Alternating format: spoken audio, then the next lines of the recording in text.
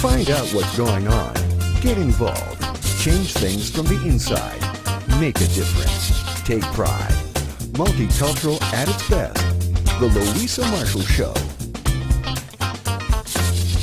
Coming up.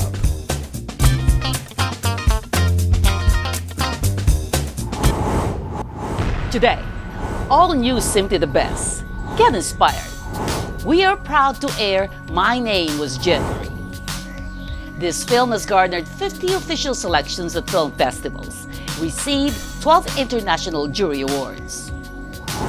With a budget of less than $25,000, this film, directed by Lena Gress and Lenny Sud, tells the true-to-life story of the most beloved member of SHER Vancouver, the late January Marie Lapus. She was born in the Philippines, later moved to Canada.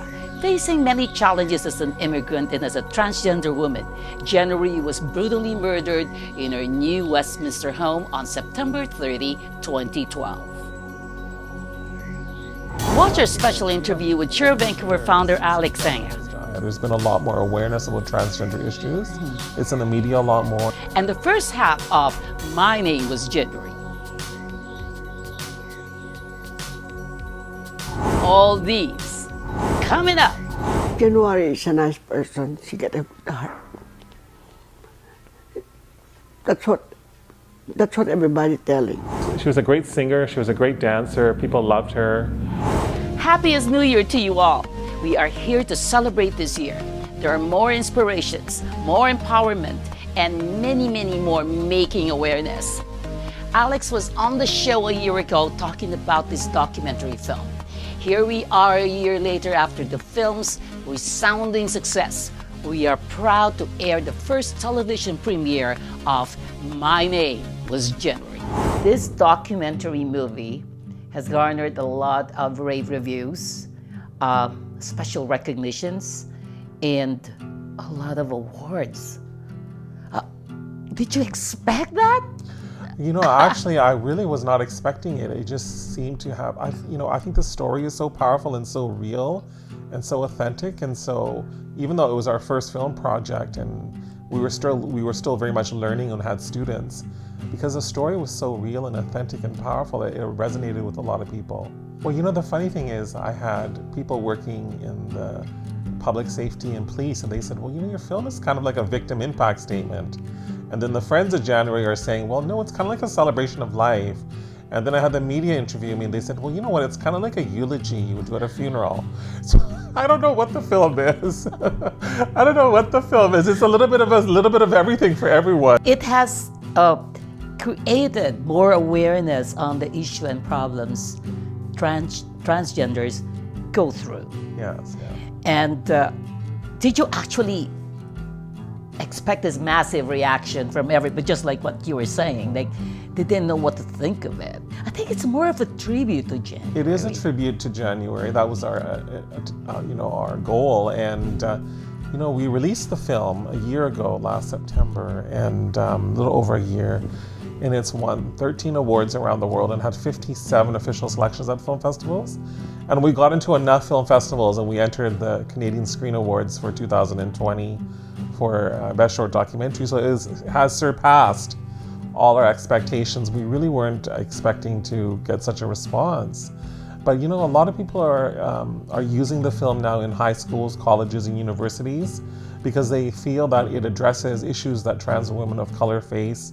You know, January was a Filipino trans woman, and you know how much she struggled and how difficult it is for trans women going through their transition, especially if they're victimized, marginalized, discriminated against, and what happened to January. Of course, I'm not going to give away what happened, but it's quite tragic. As we all know, that her legacy lives on, that she's admired for her love of life, courage, and her noble qualities that probably not a lot of people knew about her, right? So is there anything else that we need to know about January? You know, January was suffering a lot on the inside. She had a lot of pain. She had a lot of suffering because she struggled so much. You'll discover in the film that she was adopted. You know, she was an immigrant. She was, Filipino, which She had some cultural pressures in terms of acceptance for being who she was. She was living in poverty. She had a hard time holding down a job and being, it was hard for her to get a job because she was transgender. She was discriminated. She basically was, I would think, yeah. The sad thing is, we have, over the years, since January has died, there's been a lot more awareness about transgender issues. It's in the media a lot more, and transgender people are being out and open about their gender. Yeah. So it's getting a little bit easier, I think, but it's still very, very difficult and challenging for transgender women and transgender women of color. And I recognize that, and their safety is also very much at risk. Almost every week I watch Facebook, and some transgender woman of color somewhere in the world, especially in the US, is being killed. And it's a very sad situation and a very sad story. And I think we need to draw attention to this, and I think the people who are in a position to stop it need to stop it. Did you think in the past year something's changed in your community? Yeah, I do think, I'm not just saying the film or January helped make the awareness happen. I just think transgender rights in general are a lot more in the media. I think transgender issues are a lot more in the media. More and more transgender people are running for political office, and some of them are getting elected around the world. Transgender rights is on the rise. They are fighting for their rights. They're fighting for their equality. And I think social media is also making it easier to get information about all kinds of people, including transgender people. So I think slowly things are changing for the better, but there's still a long way to go. Like for any minority group, who has been victimized and discriminated against, it takes a long time. And like I said, even though she had a lot of personal challenges, she was in a lot of pain inside. Yeah. On the outside, she was the social glue of our organization. She was our friend. She was always looking out for her friends and making sure that they're happy and that she's fun to be around. And she was just a joy and a true pleasure to be friends with. This is why it was really devastating to our organization, SHER Vancouver, when she was gone.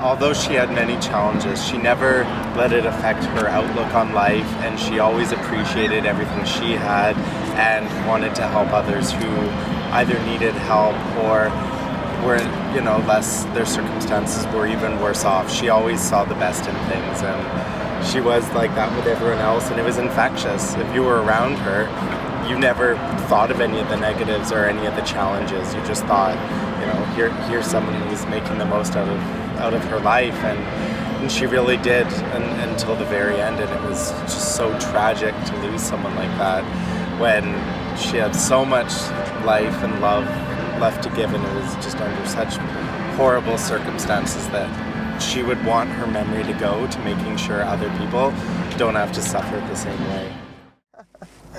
Yeah, so I'm not here, if you haven't heard from me in the next 3-4 hours, call the police.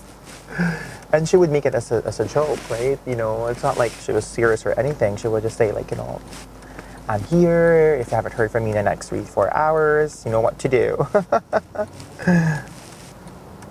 Okay. How I knew January was, knew her in physical form, know her in spiritual form. When I had the salon here in Gastown, she came by and sort of met through the community at large, and wanted to be a part of what we were doing, because I worked with my business partner at the time. We were both women who were going through our gender transition, and we offered a safe space as well for individuals to sort of come into, and January came in.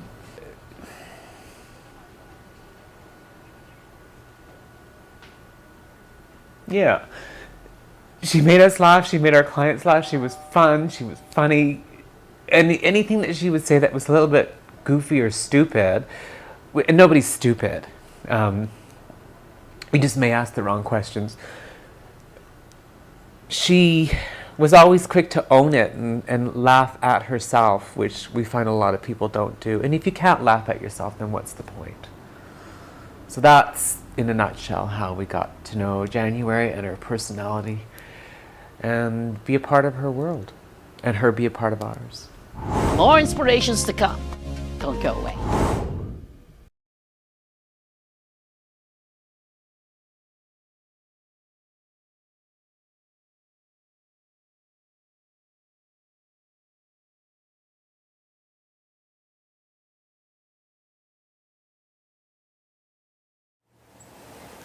Well, first anything, as I said, 4 years ago when we were here, there was a lot of police cars, and we were not even able to go near a few meters closer because there was a police cross lines. And if I'm not mistaken, there was a lot of like dried blood on that pavement, and that was very hard to see. Extremely hard to see. And you'd see the police and the investigators going back and forth to their vehicles and to their cars, and so I guess it's another reason why we were just so quiet. You know, the good 10 of us or 9 of us that we were here during that time were so quiet because we were so shocked, and that's where the fear is coming from, seeing all those investigators and the police officers you know, doing their things.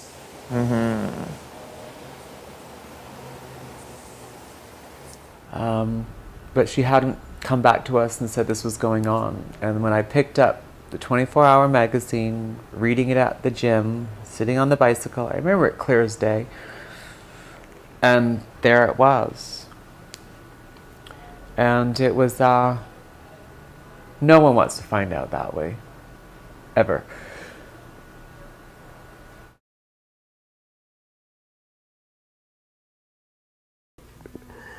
When I was away again, I went back to California. When I come back, I just get the bad news that he was killed and murdered.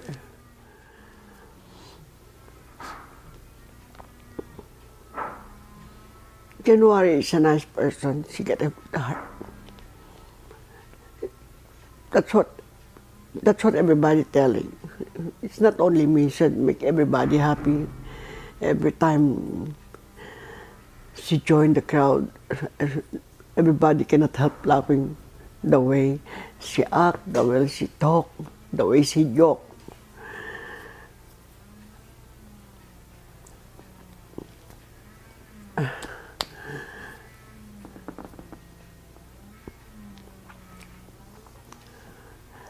After he died, I have no choice but to cremate him. That's the cheapest one, so I can bring him home.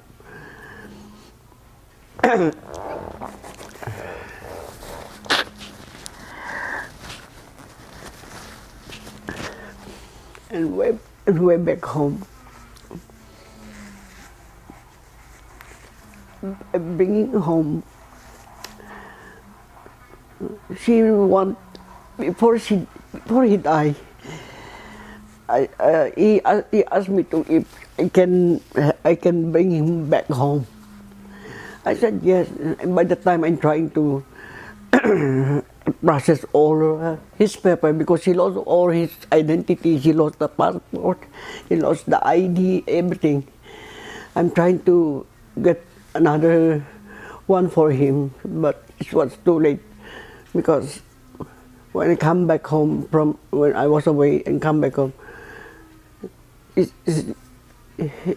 was really unexpected. I didn't know.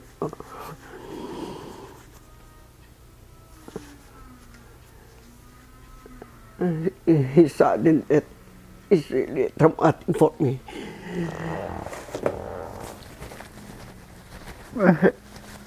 It's good that there are people just like us and Imar who's always there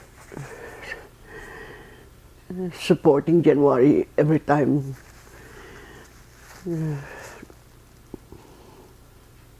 And also, as of now, he's still helping January.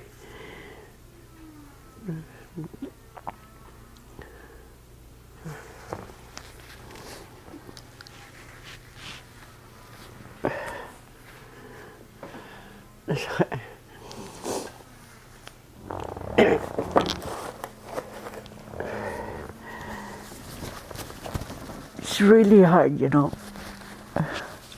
I lost my mother, I lost my sister, but to lose a son or a daughter, it's really hard for a mother. When she found out, she used to walk her dog all the time here, and when she found out about January, she managed to connect with us, and it was really hard. It was really hard to. It was really hard for her because because every time she walks her dog, January would stop every time they cross path, and January will just give nothing but compliments. She would compliment her dog, everything, you name it, her hair, her dress, her smile, and anything you can think of, and it would just really make her day. Yeah. So yes. And I think sometimes that was her way of coping with a lot of suffering on the inside, a lot of hurt on the inside, a lot of pain on the inside. I think she had a lot of issues as a transgender woman going through transition, living in poverty, being involved in the sex trade. She was adopted. She faced a lot of rejection in society. A lot of people didn't accept her. They thought she was different.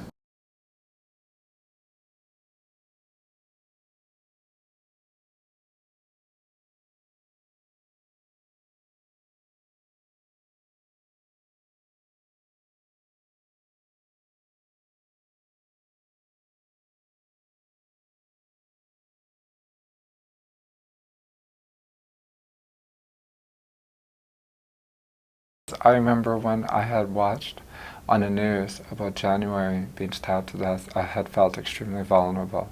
I had spent a lifetime in the sex trade, and I have known many trans women that have died in Vancouver. There hasn't been a death for many, many years, so it really rocked me. It really hit me somewhere hard.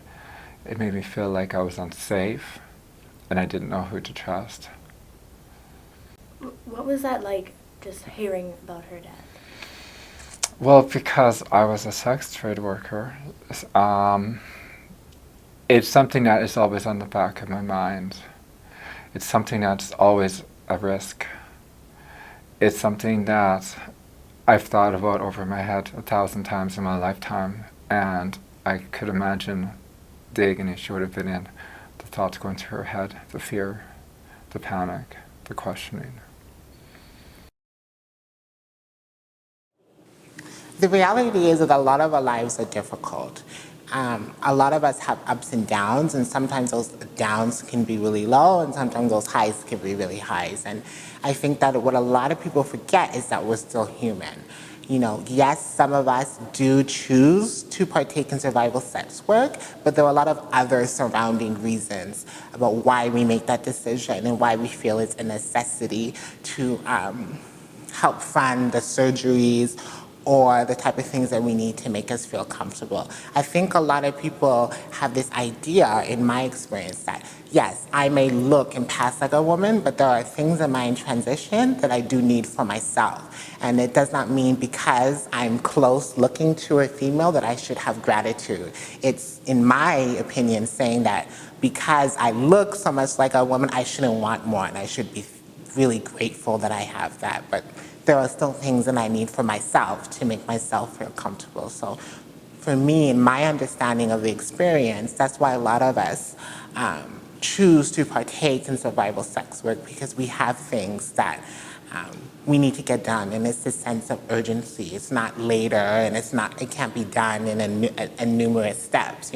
We're trying to feel comfortable in our bodies as we navigate the world. A lot of cisgendered people, and what I mean by cisgendered people is people who were born in the gender that they ascribe to, already have that comfortableness. So when they're working, you focus on your work. When you're going to school, you focus on your school. You know, as a trans woman in my daily life, I'm always having to be concerned with how I am presenting to people on an everyday basis.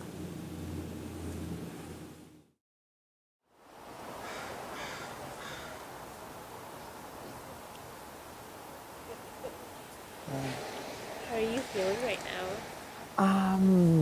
How am I feeling right now? As I said, definitely brings back a lot of good memories. I remember when she would just stand here or sit in the corner waiting for us. So, and she's always the highlight, right? So every time we have an event, you know, people come to our events because of January. So, yeah. So I don't know how to describe my feelings right now. Yes.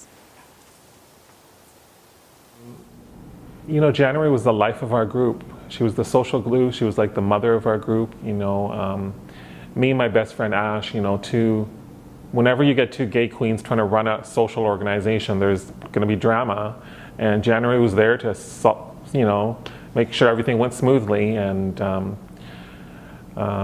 it was, you know, she was a great singer. She was a great dancer. People loved her. She had a lot of friends. She was so funny. She was so hilarious. Like, she would go and approach people on the street and say, hi, my name is January. I know it's a cold month, but I make it hot.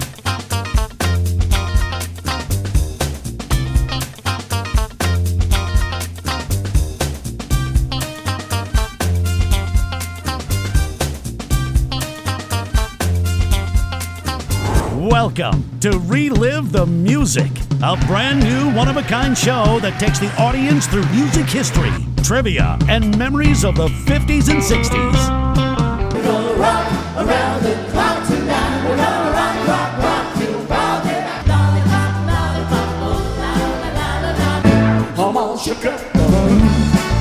Hey, hey, hey, come on, sugar.